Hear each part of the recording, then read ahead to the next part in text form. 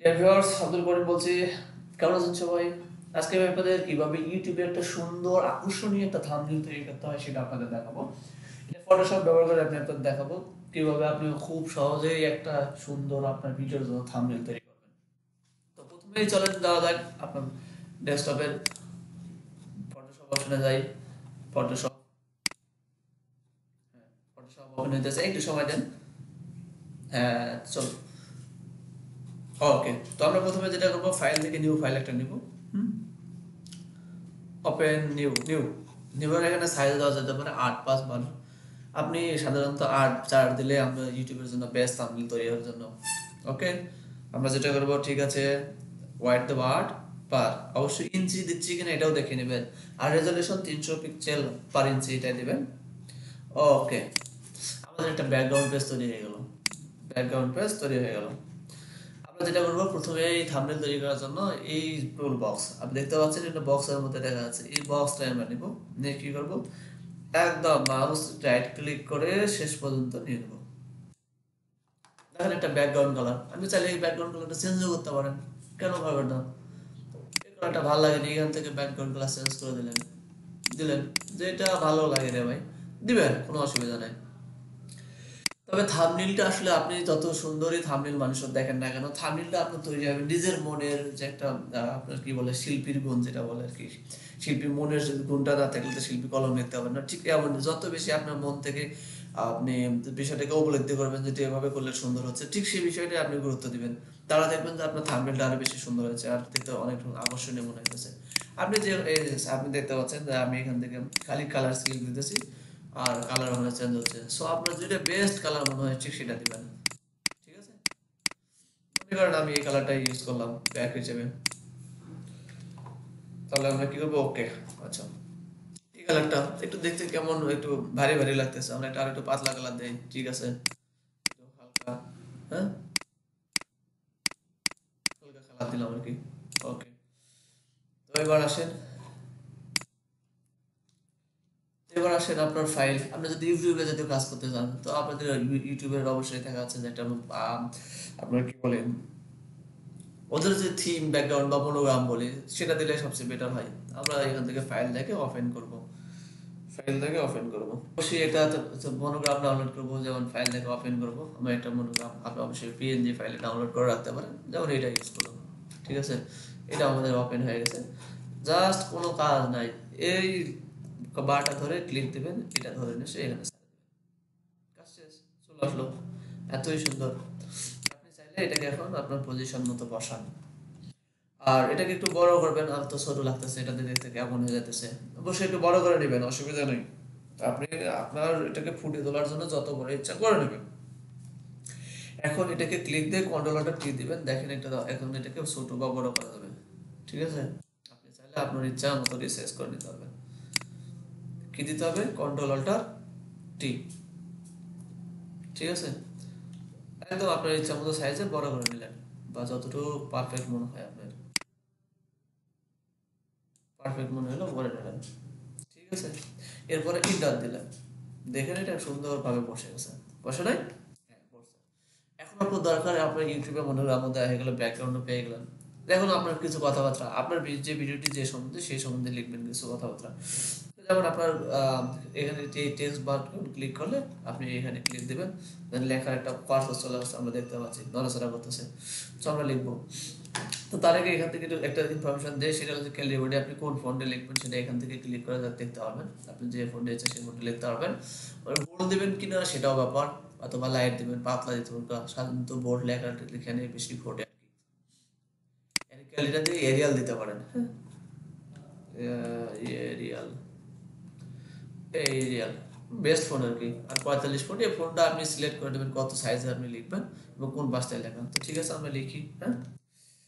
যেমন আমার ভিডিওটি কিভাবে একটা ভেগাস প্রো ডাউনলোড করতে হয়, অথবা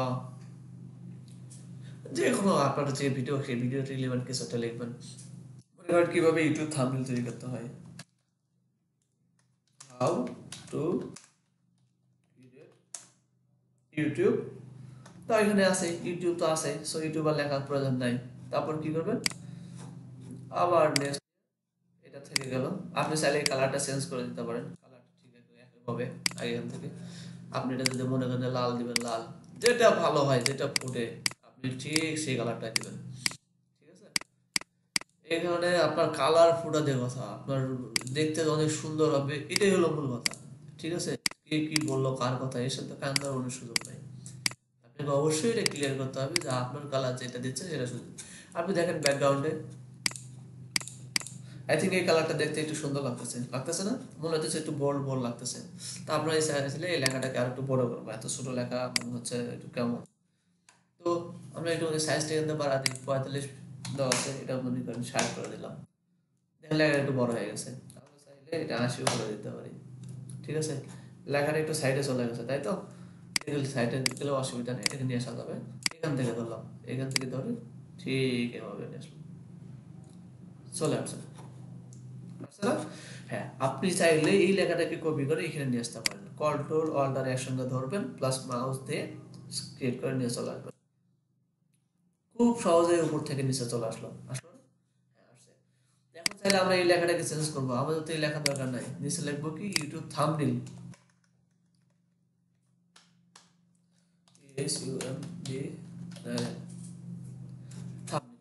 তো থাম্বনেল এই লেখাটাকে আমরা মনে এখান থেকে আমরা একটু ডান পাশে নিয়ে দিলাম, দেখতে তাদের সুন্দর লাগে।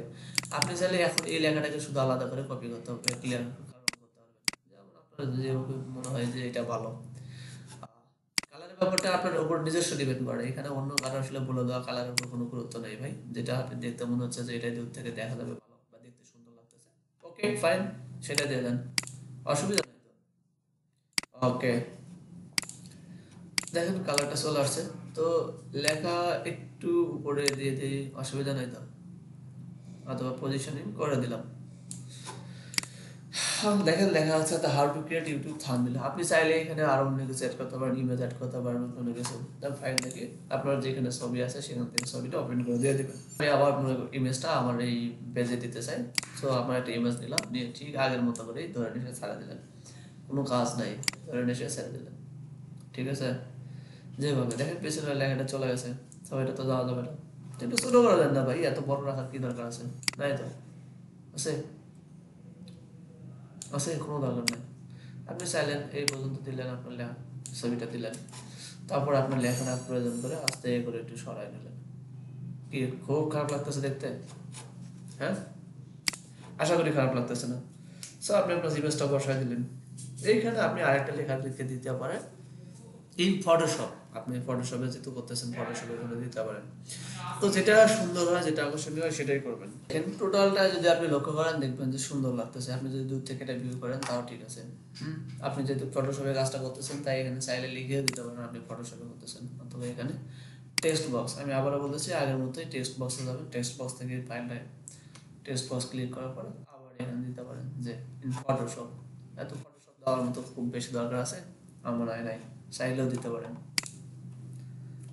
আপনি এখানেই আসলে আপনি চাইলে আরো অন্য আপনার প্রয়োজনীয় বিভিন্ন কিছু অ্যাড করতে পারেন, লেখা বলেন, ইমেজ বলেন, তারপর অন্যান্য কোনো জিপ ফাইল বলেন, আপনার প্রয়োজন মতো এবং সুবিধা মতো আপনার এই থাম্বনেলটাকে যত সুন্দর আকর্ষণীয় করার জন্য যা করা যাবে করতে পারবেন, সিমলি এই কটা টুল পারে। ওকে, এখন ফাইলটা আমরা সেভ করব, ফাইলে যাই, ফাইলে এগুলো দেখা যাচ্ছে যে save file as, save file as করবো, আমরা টাইপ সিলেক্ট দিতে পারবো, তাহলে আমরা ডেস্কটপ সিলেক্ট দিলাম, আমি আমার কাজের সুবিধাতে ডেস্কটপ দিলাম, এবার এখান থেকে অবশ্যই জেপিই সিলেক্ট দেবেন, জেপিই, এবং সেভ। এটা ফাইল সাইজটা আপনি কত বড় দেবেন, ইউটিউব সাধারণত 2 এমবির বেশি, তাই আপনি সাধারণত খুব ম্যাক্সিমাম না দিয়ে 9 দিলেন, মোটামুটি লেভেল একটা লার্জ ফাইলে হয়, আপনি এখানে সেভ দিতে পারেন। ওকে, এখন ব্যাকগ্রাউন্ডে যান, দেখেন আমার ফাইলটা সেভ হয়ে গেছে। ঠিক আছে, ধন্যবাদ সবাইকে, আজকে এখানেই শেষ করছি। আর যদি ভিডিওটি ভালো লাগে অবশ্যই আমার পেজটা সাবস্ক্রাইব করবেন। আবারও ধন্যবাদ। তারপরেও বলতেছি, যদি কোনো সমস্যা থাকে কমেন্ট বক্সে কমেন্ট করবেন, আমি আপনাদের